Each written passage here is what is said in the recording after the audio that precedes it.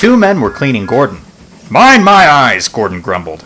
"Shut it, silly. Did you ever see such mud, Bert?" "No, I never, Alf. You ought to be ashamed, Gordon, giving us extra work." Gordon had to spend his time pulling trucks. Goods trains, he muttered. He felt his position deeply. "That's for you! And you! And you!" Gordon said crossly. "Trucks will be trucks," said James, watching him.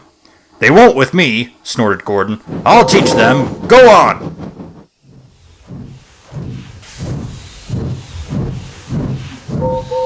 "They tried to push me down the hill this morning," Gordon explained. "It's slippery there. You'll probably need some help."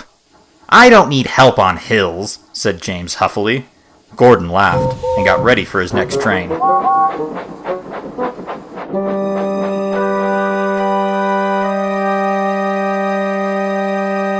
Now autumn had come, and the dead leaves fell. The wind usually pulled them away, but today's rain made them heavy, and they did not move. The home signal showed clear, and James began to go faster. He started to climb the hill. I'll do it, he puffed confidently.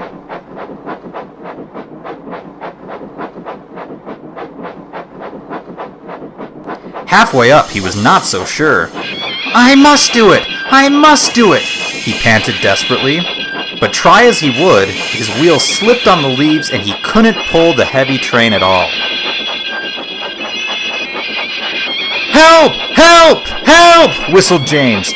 For though his wheels were turning forward, the heavy coaches pulled him backwards, and the whole train started slipping down the hill.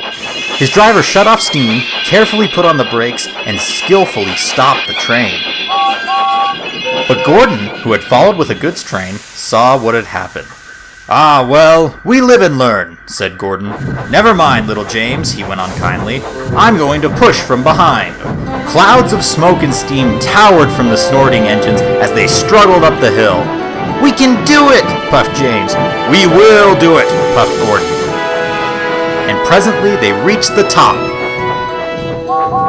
Thank you, goodbye.